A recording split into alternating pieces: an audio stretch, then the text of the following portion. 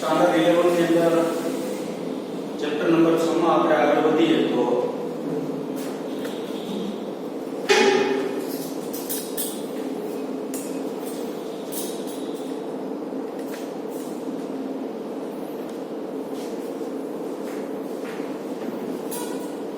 છેલ્લે આપણે વાત કરી હતી જુદા જુદા પ્રકારની ઉર્જાઓ, જેમાં ઉષ્મા ઉર્જા હતી, રાસાયણિક ઉર્જા હતી, વિદ્યુત ઉર્જા હતી, દળ અને ઉર્જાની સમતુલ્યતા હતી, ન્યુક્લિયર ઉર્જા હતી, અને છેલ્લો ટોપિક જે હતો એ શું હતો? ઉર્જા સંરક્ષણનો નિયમ.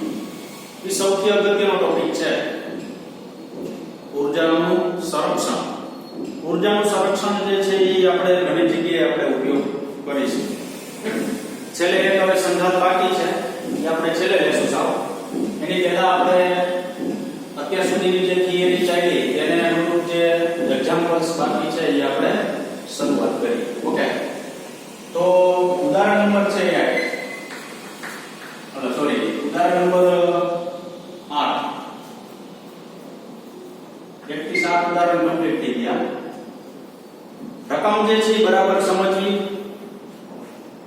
બે જે ઉદાહરણ આપણે ભણવાના છે 8નું ને 9નું, ઈ બંને ઉદાહરણની અંદર છેલ્લે થિયરી કંઈક આપણે આપેલી છે.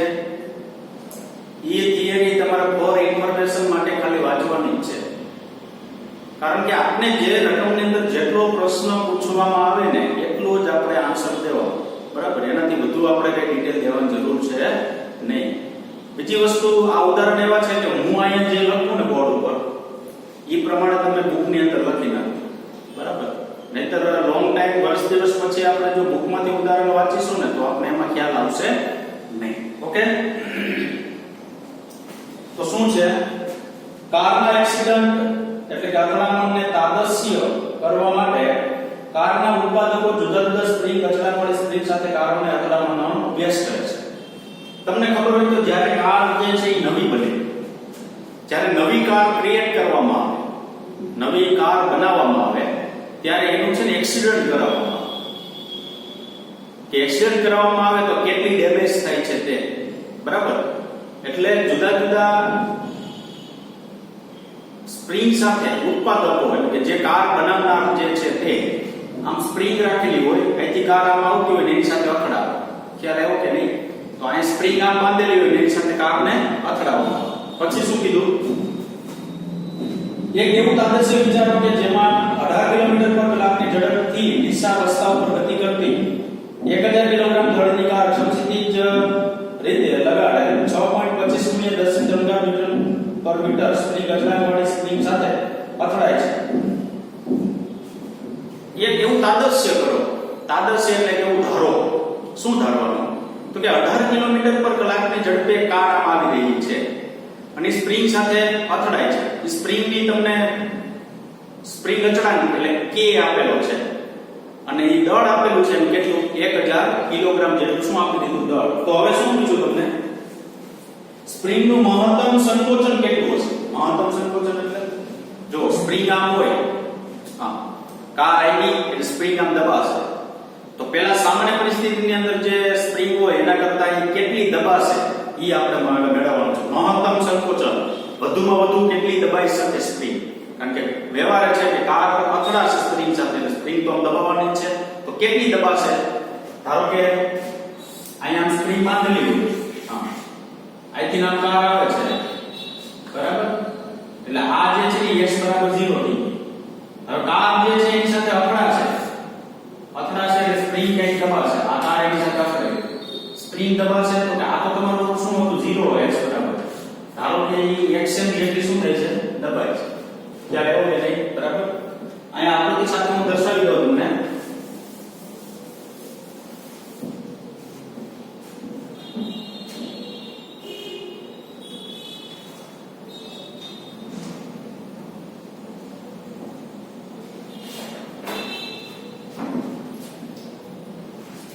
ધારો કે સ્પ્રિંગ જે છે બાંધેલી છે.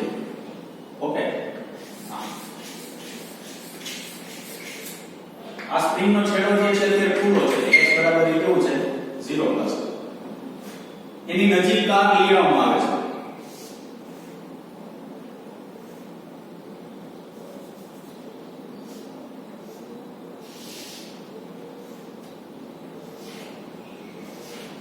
કાર છે એના તરફ શું કરે છે? ગતિ કરે છે. આ કારનું દળ આપણે આપ્યું છે 1000 કિલો.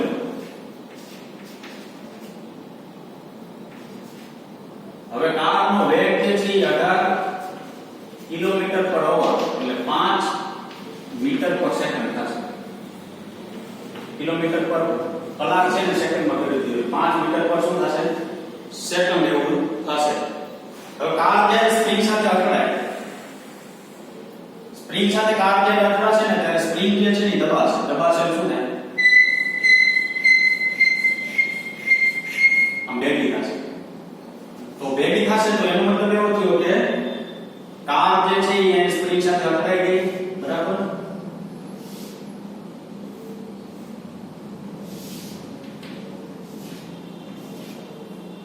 તો હવે આપણું પ્રારંભિક જે સ્થિતિ હતી કે s બરાબર 0 હતી. સ્પ્રિંગ કેટલી દબાણી તો કેટલી દબાણી, જેને આપણે શું કહીશું? xm કહીશું. શું કહીશું? xm કહીશું. ઓકે, બરાબર? તો આ xm એટલે જો અહીંયા પહેલા તો સ્પ્રિંગમાં દબાણ એટલે સંકોચન નહોતું અને ખુલ્લી નહોતી, ખેંચાતી નહોતી, દબાતી નહોતી. કાર અથડાય એટલે આમ દબાણ કેટલી દબાણી? xm જેટલી. એટલે એનું મહત્તમ શું થયું? સંકોચન થયું. મહત્તમ સંકોચન માટે ગતિ ઊર્જાનું સ્થિતિ ઊર્જામાં રૂપાંતર થાય. મહત્તમ સંકોચન માટે ગતિ ઊર્જાનું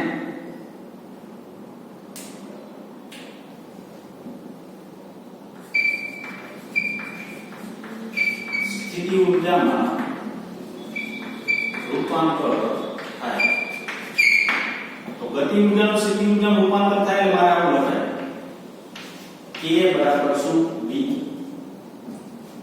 કારણ કે સ્પ્રિંગ જે છે એ સંરક્ષી બળ અનુભવે. તમને આગળ વાત થઈ ગઈ. બરાબર? તો સ્પ્રિંગ સંરક્ષી બળ અનુભવે તો કરેલું કાર્ય સ્થિતિ ઊર્જા સ્વરૂપે સંચય થાય. કરેલું કાર્ય એટલે ગતિ ઊર્જા સ્વરૂપે થાય છે. એનું સ્થિતિ ઊર્જામાં શું થાય? રૂપાંતર થાય. તો હું અહીં ગતિ ઊર્જા મેળવી લઉં. તો ગતિ ઊર્જા k બરાબર 1/2 શું લખાય? mv2 લખાય. અહીં 1/2 m એટલે 1000 અને v એટલે મારી પાસે કેટલું છે? મને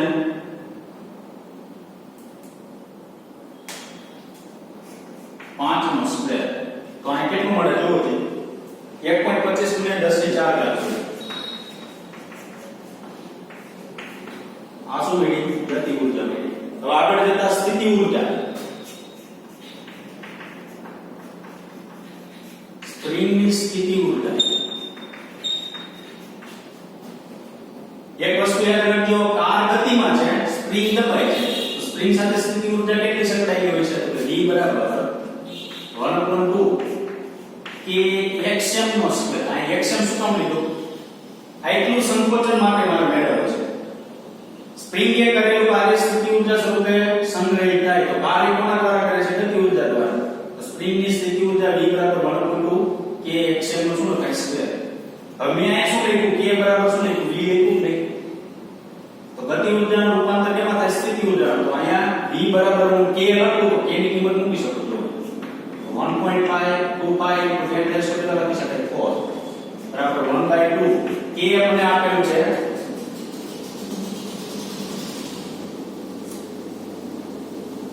6.25 × 10⁻³ ગુણ્યા શું લખાય? xm નો સ્ક્વેર. તો મહત્તમ સંકોચન મેળવવું છે તો ઈ તો આપણી પાસે xm છે જ. હું xm ને કરતા કરી દઉં તો xm સ્ક્વેર ને કરતા કરી દઉં તો 1.25 ગુણ્યા 10 ની કેટલી લખાય? 4 છેદમાં આ બે 1/2 છેદમાં આવશે. છેદનો છેદ ક્યાં હોય? અંશમાં એટલે ગુણ્યા 2 છેદમાં 6.25 ગુણ્યા 10 ની કેટલી આવશે? 3. આનું સાદું રૂપ જો આપવામાં આવે તો xm સ્ક્વેર બરાબર મને 4 મળશે. બરાબર? ટૂંકમાં 0.4 ગુણ્યા 10 ની 1 ઘાત મળશે. એટલે ખરેખર xm સ્ક્વેર બરાબર શું થયું? 4. મારે તો xm મેળવવું છે તો xm બરાબર કેટલું મળે? 2 મીટર. જો કાર જે છે સ્પ્રિંગ સાથે અથડાશે એટલા દળ સાથે તો મહત્તમ સંકોચન કારનું કેટલું થશે 2 મીટર જેટલું આગળનું શું થશે સંકોચન થશે ખ્યાલ આવ્યો તો 2 મીટર જેટલું એટલે તો કે સ્પ્રિંગ આ x 0 હોય ને ત્યાંથી જો 5 મીટર પર સેકન્ડની ઝડપથી કાર આવતી હોય ને તો સ્પ્રિંગ કેટલી દબાય 2 મીટર જેટલી સ્પ્રિંગ શું થશે દબાશે બરાબર ચાલો આગળનું જોઈએ હવે જો એમાં પાછળ છેલ્લે બધું આપેલું છે અહીંથી નોંધીએ કે આપણે આદર્શ પરિસ્થિતિનું નિર્માણ કર્યું છે આદર્શ એટલે ન હોય એવું વિચારીને બરાબર સ્પ્રિંગને દળને ધારેલી છે સમતલને આપણે નજીવા ઘર્ષણ વાળું ગણેલું છે નજીવો ઘર્ષણ એટલે તો કે આ જેની ઉપર ગતિ કરતો હોય કાર બરાબર એનું ઘર્ષણ બળ આપણે કે ધ્યાનમાં લીધેલું નથી પણ રકમની અંદર આપણે કેટલું પૂછ્યું છે મહત્તમ કેટલું સંકોચન થાય નહીં તો મહત્તમ જે સંકોચન છે ને ઈ 2 મીટર સુધીનું છે તો આપણે આગળ એમાં કે વધુ જવાનું નથી તો 3 પેરેગ્રાફ આપેલા છે એ પેરેગ્રાફ જે છે એ ફોર ઇન્ફોર્મેશન માટે છે તમારે ખાલી વાંચી જવાના છે બરાબર એમાં ખબર પડે કે ન પડે એની કોઈ ચિંતા ન કરશો હવે ઉદાહરણ નંબર છે 9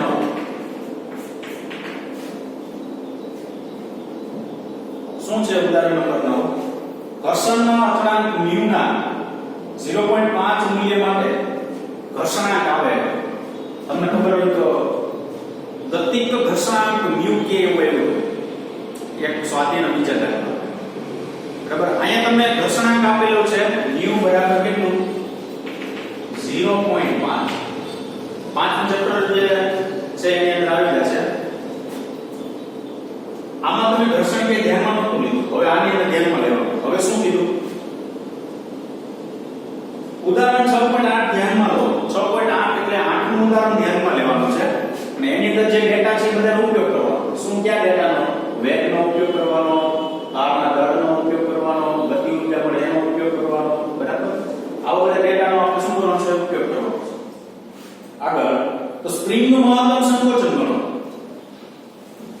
હવે એક વસ્તુ યાદ રાખજો તમે અહીંયા હું એક વસ્તુ કહું છું ઘર્ષણ જે છે લીધેલું નથી નજીવું ઘર્ષણ છે એવું કીધું નજીવું એટલે તો કે આ μ એટલે કાર દ્વારા જે ઘર્ષણ થાય છે ને એને તમે શું કરી નાખો અવગણી નાખો જો તમે અવગણી નાખો ઘર્ષણ ત્યારે તમને 2 મીટરનું સંકોચન મળે છે પણ ધારો કે ઘર્ષણ ધ્યાનમાં લેવામાં આવે તો એનો મતલબ એવો કે ઘર્ષણ બળ એટલે શું તો કે તમે લગાડેલા બળનો વિરોધ કરે તો એનો મતલબ એવો કે હું કાર આમ લઈને જતો હોય તો સ્પ્રિંગ મારી સામે આમ વિરોધ કરતો હોય તો 2 મીટર પૂરી દબાય એવું શક્યતા નથી તો એનો મતલબ એવો કે તમે જો μ ની વેલ્યુ ધ્યાનમાં રાખીને આની વસ્તુ પાછી મેળવો ને μ ની વેલ્યુ ધ્યાનમાં રાખીને આની વસ્તુ જો પાછી મેળવવામાં આવે ને તો સંકોચન જે છે 2 મીટર મળે નહીં 2 મીટર કરતા કેવું મળે ઓછું મળે શું કામ એમ તો કે હવે ઘર્ષણ લાગે છે ઘર્ષણ તમે ધ્યાનમાં લઈને આવી લ્યો છો તો ઘર્ષણ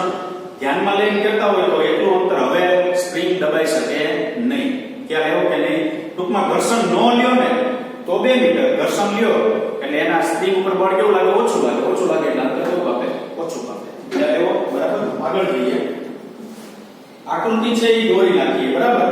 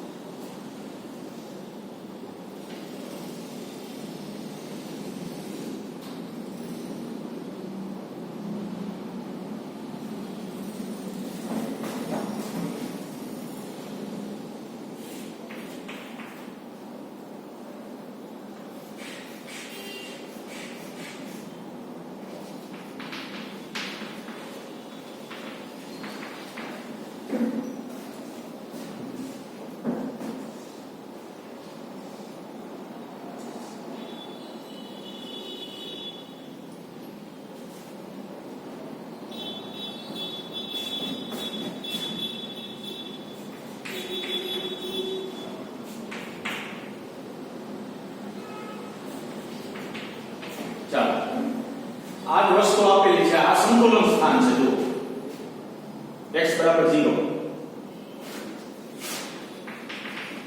આઈ થિંક કાર આમ જાય છે, કાર આમ જતી હોય તો યાદ રાખજો ઘર્ષણ બળ, કાર આમ જતી તો ઘર્ષણ બળ એની વિરુદ્ધ દિશામાં લાગે.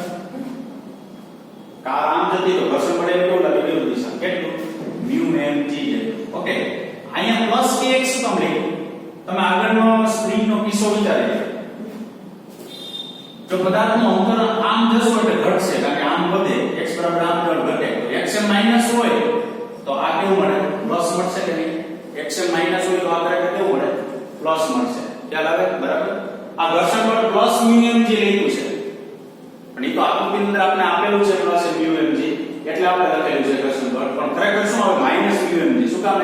પરિણામી બાહ્ય બળ દ્વારા થતું કાર્ય ઘર્ષણ બળ એની વિરુદ્ધ દિશામાં હોય છે. વિરુદ્ધ દિશામાં એટલે તમે આ એક પ્લસ લ્યો ને તો આ તમારે કેવું લેવું પડે?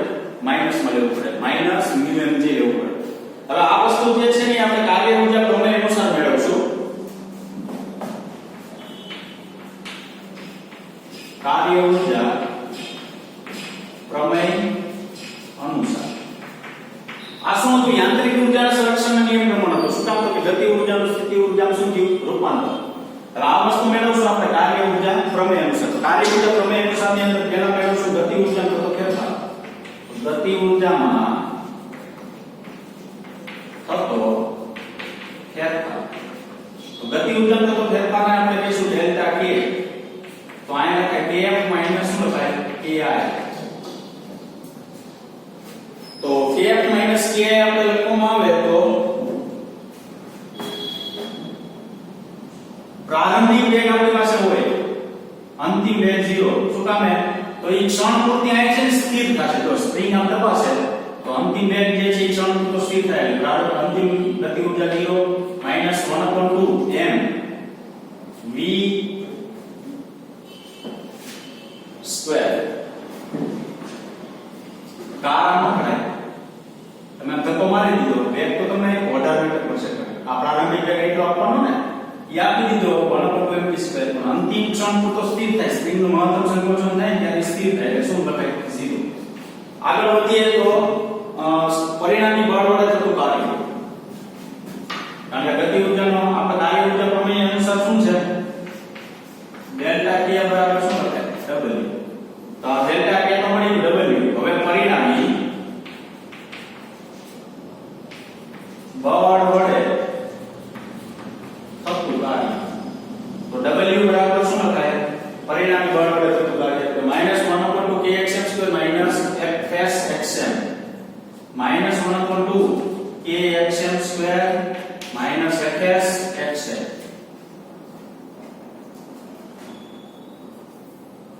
પરિણામી બળ વડે થતું કાર્ય. પરિણામી બળ ખરેખર લાગે કઈ બાજુ? જોવો જી, અહીંથી સ્પ્રિંગ આમ દબાય, જોજો સ્પ્રિંગ યાદ રાખજો, સ્પ્રિંગ આમ દબાશે એટલે બાહ્ય બળ વડે થયેલું કાર્ય થયું. પરંતુ સ્પ્રિંગ દબાય ને એમનો નહીં રહે, પરિણામી બળ જે છે એ પાછું કારને આમ ધક્કો મારશે.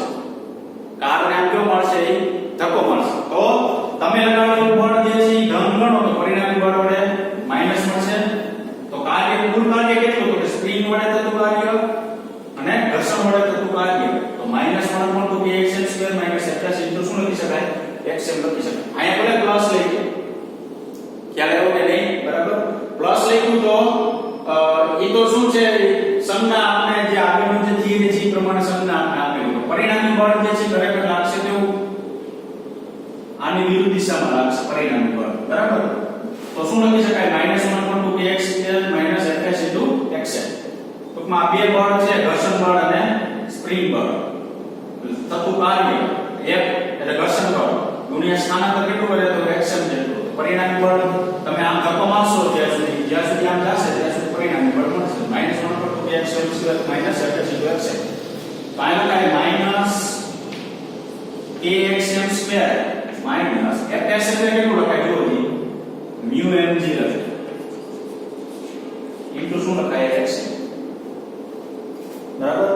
-1/2 kxm² mu mg into xm. હવે આગળ જતા બંને સમીકરણ સરખાવતા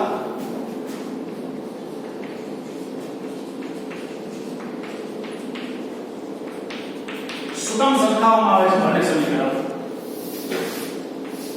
કાર્ય ઊર્જા પ્રમેય અનુસાર k બરાબર ડેલ્ટા k બરાબર શું છે? W છે. ઓકે, બરાબર. એક મિનિટ.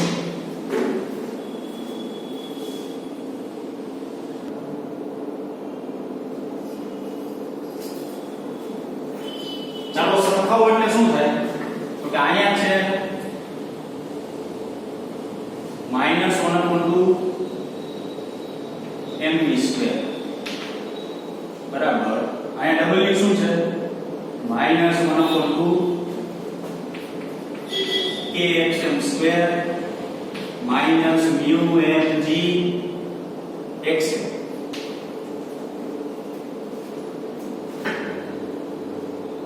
બરાબર. આ રીતનું સમીકરણ આવ્યું. હવે આ સમીકરણની અંદરથી આને હું આ બાજુ લઈ આવું, આ સ્ટેપ એટલે પ્લસ થાય તો 1/2 k xm² -1/2 mv² બરાબર.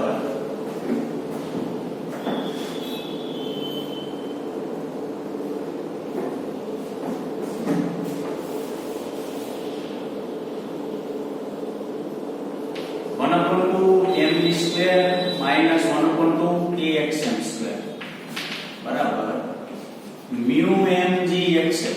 કાઈ નથી, આને આ બાજુ લઈ આવો એટલે પ્લસ થાય. માઈનસ કોમન કાઢો એટલે પાછો આ માઈનસ થાય, માઈનસ હોય પ્લસ થાય અને સામે માઈનસ માઈનસ ઉડી જાય, કેન્સલ થઈ જાય.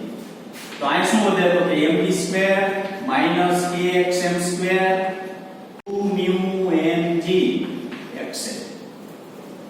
બરાબર. પાછું kxm²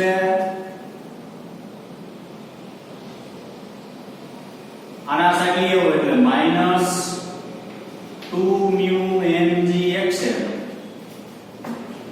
અને પ્લસ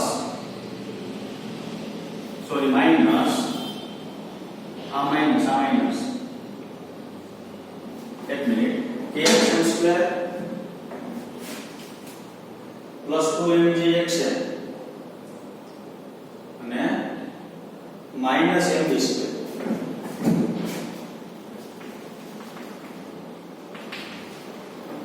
ટૂંકમાં શું થયું? હું આને આ બાજુ લઈ આવું, આને આ બાજુ લઈ આવું એટલે માઈનસ થાય. બરાબર. હવે આ જે છે mv² છે માઈનસ કરું તો આ સાઈડ પ્લસ, આ પ્લસ સોરી આ પ્લસ, આ સાઈડ આવીને માઈનસ હોય અને માઈનસ હોય એટલે પાછું પ્લસ થાય અને ઓલરેડી આ માઈનસ તો છે. એટલે આ સ્ટેપને આ રીતે લખી શકાય kxm² + 2mgxm mv² બરાબર શું લખી શકાય? 0 લખી શકાય. આ સમીકરણને ax² + bx - c બરાબર 0 સાથે સરખાવો.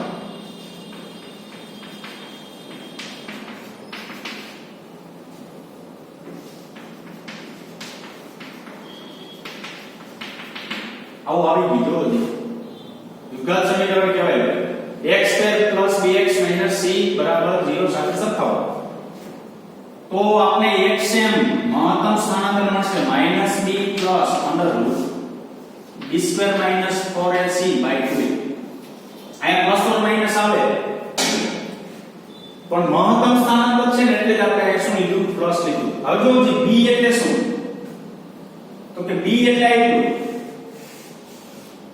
a એટલે શું? તો કે ખાલી k અને c એટલે શું? તો કે mv². બરાબર. c એટલે કે -mv² લેતા ને mv² જ આવશે. આ બધી કિંમત મૂકું હું અહીંયા તો xm બરાબર શું થાય? તો કે આ માઈનસ લખવાના, b એટલે શું લખવાના? તો કે 2μmg xm ને લખવાનું, આ પ્લસ અંડર રૂટમાં b².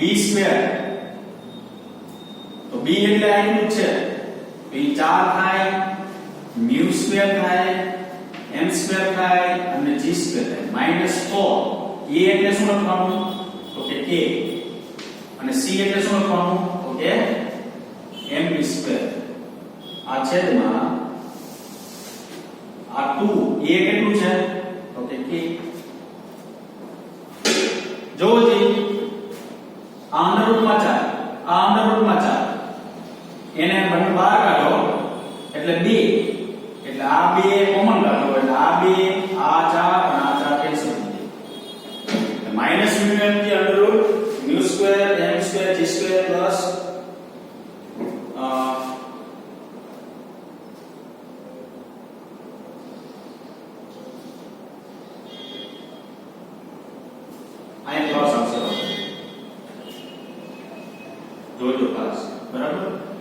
c એટલે માઈનસ mv² મૂકી દો એટલે પ્લસ mv² થશે.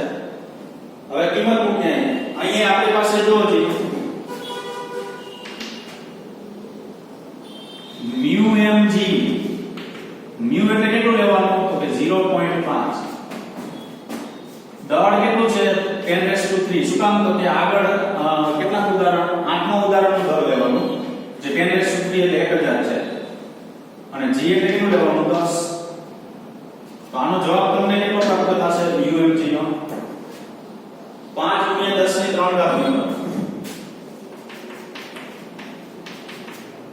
આ શું મળ્યું આપણે mu mg કારણ કે મૂકવાની છે કિંમત. ચાલો હવે મૂકીએ કિંમત તો xm બરાબર માઈનસ mu mg બરાબર કેટલું લખાય I × 10⁻³ પ્લસ અંડરરૂટમાં mu નો સ્ક્વેર એટલે 0.5 નો સ્ક્વેર m નો સ્ક્વેર એટલે 10⁻³ નો સ્ક્વેર g નો સ્ક્વેર એટલે 10 નો સ્ક્વેર પ્લસ k એટલે 6.25 10 ની 3 ઘાત દળ એટલે પાછું 10 ની 3 ઘાત અને વેગ કેટલો છે 5 એટલે 5 નો શું લખવાનું સ્ક્વેર છેદમાં k એટલે પાછું 6.25 ગુણ્યા 10 ની કેટલી લખવાની 3. હવે જોવો જી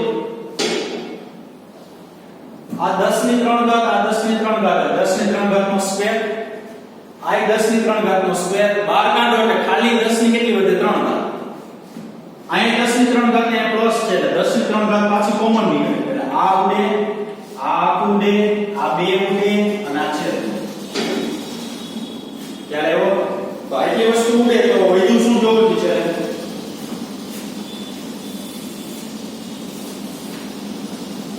તો તે xm બરાબર -5 પ્લસ અંડરરૂટમાં 0.5 નો સ્ક્વેર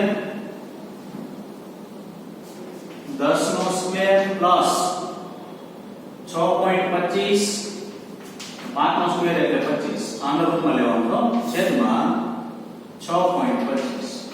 આનું જો સાદું રૂપ આપવામાં આવે પહેલા અંડરરૂટનું કરી દેવાનું પછી સરવાળો કરવાનો પછી ભાગાકાર કરવાનો 1.35 મીટર જેટલું સંકોચન કેટલા મીટર જેટલું સંકોચન અનુભવશે 1.35 મીટર જેટલું જે આપણે ધાર્યું હતું તે ઉદાહરણ નંબર 8 મુજબ મૂલ્ય કેવું મળે છે આપણે ઓછું મળે છે. જો ઉદાહરણ નંબર 8 મુજબ મૂલ્ય ઓછું મળે છે એવું કીધું તો ઉદાહરણ નંબર 8 મુજબ મૂલ્ય ઓછું મળે છે એનો મતલબ શું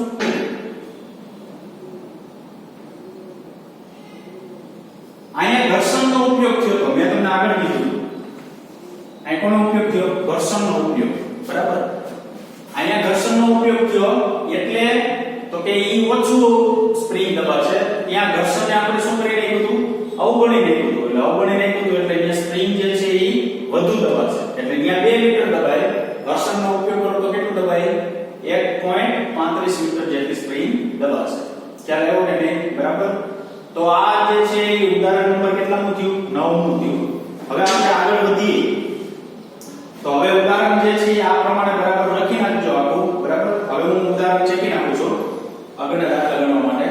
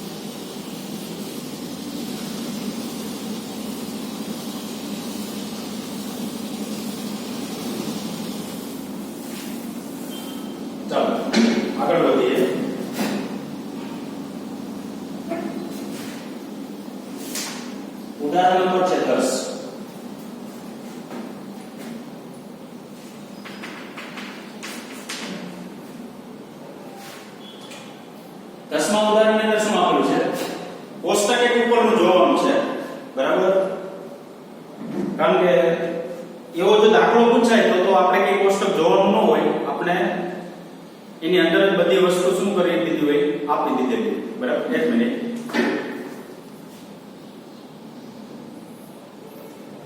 તો જોઈએ આગળ શું આપેલું છે. કોષ્ટક જેવું હોય, પેલું ડીએનએ માં રહેલા એક બંધને તોડવા માટે જરૂરી ઊર્જા ઇલેક્ટ્રોન વોલ્ટમાં. જોયું છે ડીએનએ માટે છેલ્લું આપેલું છે 10⁻20 અને તેમાં જોઈએ જૂલમાં, ઉપર ઊર્જા જૂલમાં આપેલી, બરાબર? ઉપર કોષ્ટકમાં જે નામ આપ્યું હોય જો જૂલમાં આપેલું છે, કેમાં ફેરવવાનું? ઇલેક્ટ્રોન વોલ્ટમાં ફેરવવાનું. તો જૂલમાં આપેલું ઇલેક્ટ્રોન વોલ્ટમાં ફેરવવું તો પેલું યાદ રાખો, 1 ઇલેક્ટ્રોન વોલ્ટ બરાબર 1.6 into 10⁻⁻19 જૂલ.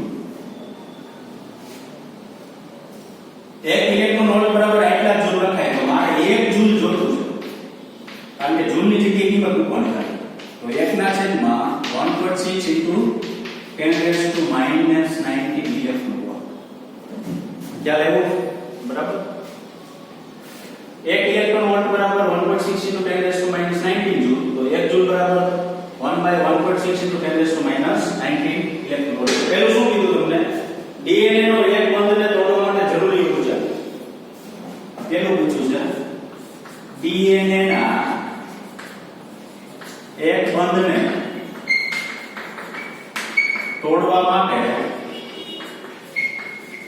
જરૂરી ઊર્જા 10⁻20 કે -20 આટલી છે. હવે આ જૂલ છે ને એને ઇલેક્ટ્રોન વોલ્ટમાં ફેરવવા માટે તો કે 10⁻20 ગુણ્યા હું 1 જૂલ એવું લખી શકું, અથવા જૂલ બરાબર શું લખી શકાય? તો કે 1/1.6 into 10⁻⁻ શું લખાય? 90. આ કેમાં પડી ગયું? ઇલેક્ટ્રોન વોલ્ટમાં પડી ગયું. ખ્યાલ આવ્યો કે નહીં? બરાબર, કેમાં પડી ગયું? ઇલેક્ટ્રોન વોલ્ટની અંદર પડી ગયું.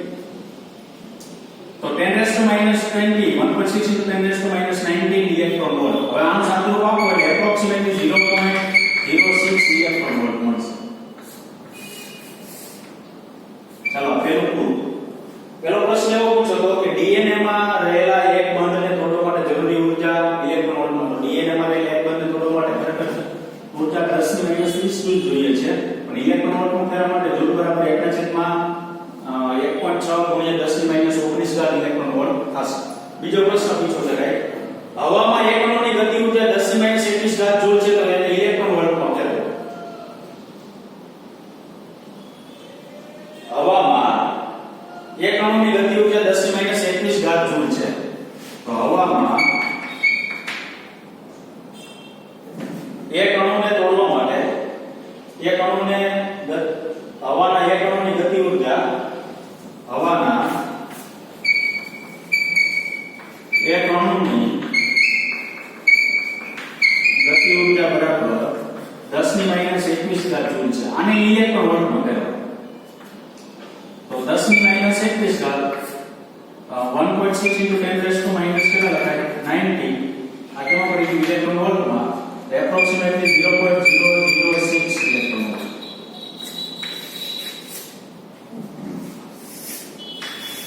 ઓકે, ચાલો આગળ જઈએ.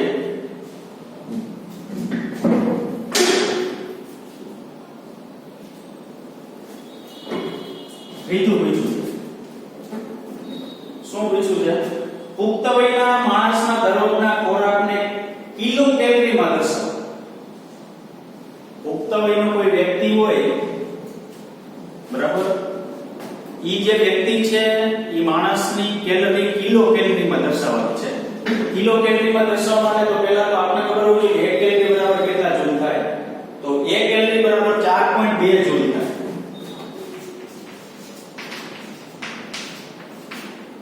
1 કેલરી બરાબર 4.2 જૂલ. હવે આપણે કિલો કેલરી મેળવવું છે. કિલો કેલરી એટલે 4.2 ગુણ્યા 10⁻³ જૂલ. 4.2 ગુણ્યા 10 ની કેટલી થાય? 3 ઘાત જૂલ થાય. તો હવે શું કીધું આપણે 1 જૂલ બરાબર કેટલા કેલ્વિન 1 જૂલ બરાબર 1/4.2 ગુણ્યા 10⁻³ કિલો કેલ્વિન કારણ કે જૂલમાં આપણે આપ્યું છે પુખ્ત વયની વ્યક્તિ માટે તો કે જોવો જોઈએ એમાં પુખ્ત વયના માણસનો દરરોજનો ખોરાક 10⁻⁷ જૂલ હોય છે તો પુખ્ત વયના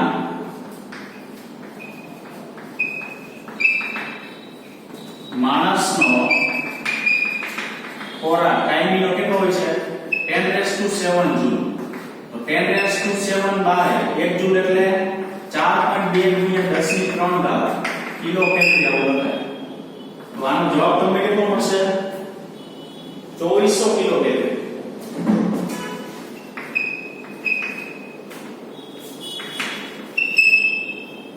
આવું જવાબ મળે છે બરાબર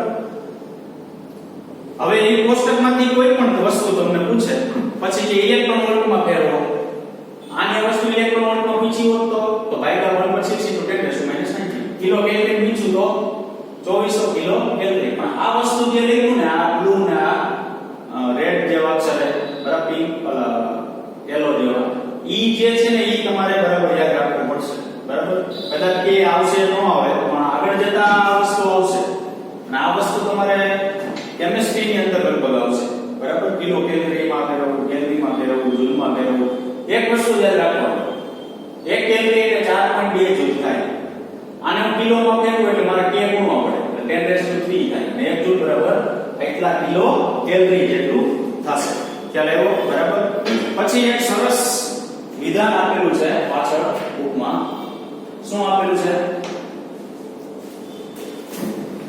અહીં આપણે છાપાઓ અને મેગેઝિન્સમાં આવતી ગેરસમજ ભરેલી વાત તરફ ધ્યાન દોરીએ છાપાઓ અને મેગેઝિન્સ જે છે એની અંદર જે વાતો આવતી હોય શું આવે વાતો કે તેમાં ખોરાકના મૂલ્યો કેલરીમાં દર્શાવવામાં આવે છે અને આપને દરરોજ 2400 કેલરી કરતા ઓછો ખોરાક લેવા માટે પ્રેરણા કરવામાં આવે છે ખરેખર તેમને કેલરીના બદલે કિલો કેલરી લખવું જોઈએ 2400 કેલરી ખોરાક લેતી વ્યક્તિ ભૂખના દુઃખથી મરી જાય ને ખોરાક 1 કેલરી એ 1 કિલો કેલરી છે એ છે એવું કે ધ્યાન એવું દોરવામાં આવે કે તમે છાપામાં વાંચો ને તમને એમ કે માણસને 2400 કેલરી ખોરાક લેવો જોઈએ તો 2400 કેલરી ખોરાક એટલે કાઈ ન થયું બરાબર ખૂબ જ ઓછો ખોરાક થયો તો ઓછા ખોરાકથી માણસ જે છે ભૂખના લીધે જ શું કરે મૃત્યુ પામી શકે એટલે ખરેખર તમને જે છાપાની અંદર કેલરી જે લખેલું હોય ને એના કરતા તમારે શું વાંચવાનું કિલો કેલરી વાંચવાનું ખરેખર જે માણસનો ખોરાક લેવો જોઈએ કેટલો લેવો જોઈએ 24 કિલો કેલરી ની ઓછો લેવો જોઈએ બરાબર વધુ ન લેવો જોઈએ આટલો ખોરાક લેવો જોઈએ બરાબર એટલે તમને એવું કહે છે છાપામાં જે આવે છે એ ખોટું આવે છે કેલરી એકમ લખેલો હોય પણ કેલરી એકમ ધ્યાનમાં લેવાનો નથી ત્યાં શું લેવાનો છે કિલો કેલરી એકમ જે છે એ આપણે ધ્યાનમાં લેવાનો છે બરાબર છે ચાલો આગળ જઈએ તો સ્વાધ્યાયનો દાખલો નાખીએ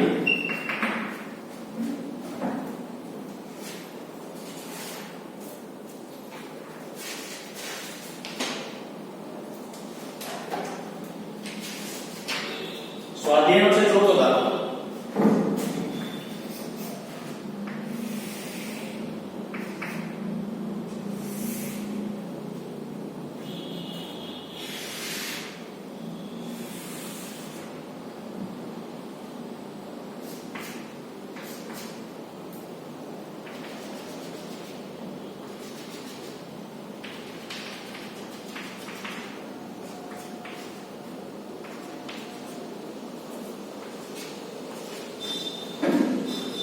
આવી એક આકૃતિ આપેલી છે સ્થિતિમાન વિરુદ્ધ અંતરનો ગ્રાફ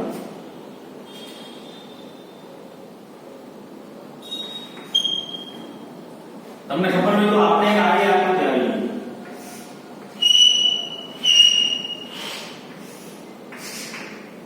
આ સ્થિતિમાન હતું આ ગતિ ઊર્જા એટલે આપણે જે દર્શાવ્યો ને આ ગ્રાફ ની ખાલી એની પર દર્શાવ્યું ઓકે તો શું કીધેલું છે જોઈએ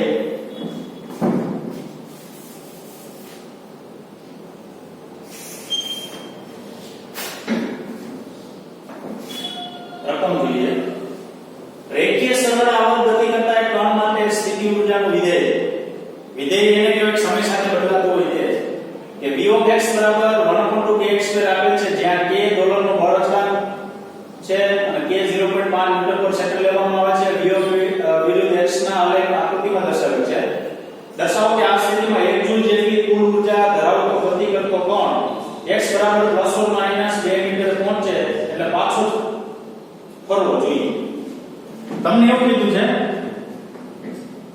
કે 1 જૂલ કુલ ઉર્જા કેટલી, કુલ ઉર્જાનો ગ્રાફ આમ તમને ખબર E બરાબર k + b બરાબર અચળ એવું લખ્યું. કુલ ઉર્જા જે છે ને 1 જૂલ રે અને કણ જે દોલન કરતો હોય ને તમારે એવું દર્શાવવાનું મતલબ એવો થાય કે એવું સાબિત કરો. બરાબર, કણ જ્યારે દોલન કરતો હોય ને તે દરમિયાન શું થાય તો કે તમને એવું કીધું પ્લસ ઓર મેક્સિમમ જે સ્થાન છે એ ±2 મીટર અંતરે જાય.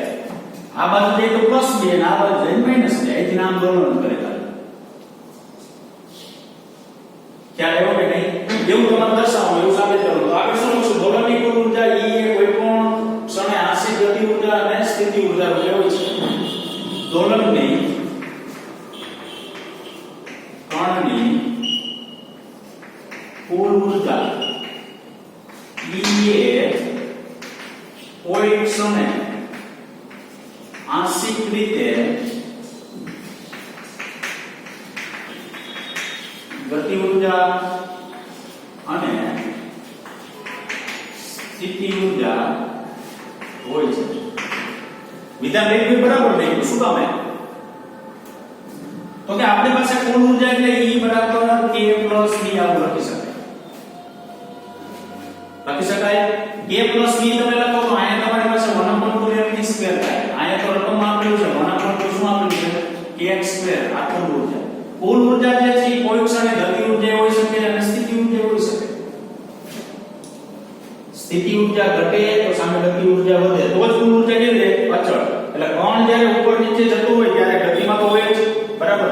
ત્યારે શું કીધું કુલ ઉર્જા જે છે કોઈ ક્ષણે આંશિક રીતે એટલે થોડો ભાગ કુલ ઉર્જા સ્વરૂપે તો કે ગતિ ઉર્જાનો હોય અને કુલ ઉર્જાની અંદર કોણ હોય છે સ્થિતિ ઉર્જાનો પણ કુલ ભાગ હોય છે. તો દોલન કરતા કણ જ્યારે પરત કરે તે ક્ષણે બિંદુએ તત્કાલ તાક્ષણિક વેગ v બરાબર 0.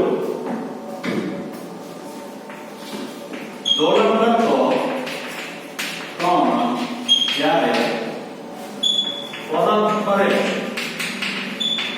ત્યારે તાક્ષણિક વેગ v બરાબર 0 હોય છે. જો ફરે ત્યારે દોલન કરતો કણ જ્યારે પરત ફરે અહીંથી અહીંયા પહોંચે પરત ફરે ને એટલે ક્ષણ પૂરતો સ્થિર થાય પાછો ફેરો ક્ષણ પૂરતો સ્થિર થાય પાછો ફરે ક્ષણ પૂરતો સ્થિર થાય પાછો ફરે તે દરમિયાનનો વેગ શું હોય 0. તો E બરાબર તાક્ષણિક વેગ ક્ષણ માટે તો કે v બરાબર 0 મૂકો તો 1/2 શું થાય kx² થાય. તો તમને કુલ ઉર્જા કેટલી કીધી છે 1 જૂલ કીધી. જો કે કુલ ઉર્જા જે છે ને 1 જૂલ કેવી રહી છે અચળ રહી છે. અહીંયા 1/2 k તમને કેટલું આપેલું છે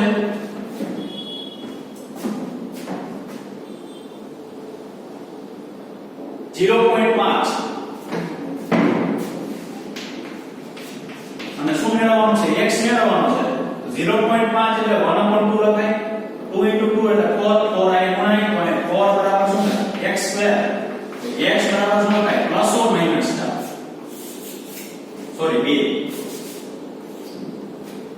બરાબર. તો આ જે સાબિત કરવાનું હતું શું તો કે આમ દોલન તો કરે છે અને ક્ષણ પૂરતો અહીંયા ઉપર નીચે કેવો થાય છે સ્થિર થાય છે. કારણ કે તમને એવું કીધું +2 મહત્તમ સ્થાનેથી પાછો ગયા -2 મહત્તમ સ્થાનેથી પાછો ગયા. તો +2 એટલે અહીંયા પહોંચે ને પાછો ગયા અહીંયા -2 પહોંચે પાછો ગયા. તો x બરાબર +m 2 - એટલે એ જગ્યાએ શું ગયા પાછો ગયા છે. એટલે x બરાબર શું લખ્યું +or -2 +or - નો મતલબ શું છે તો કે +2 એટલે પાછો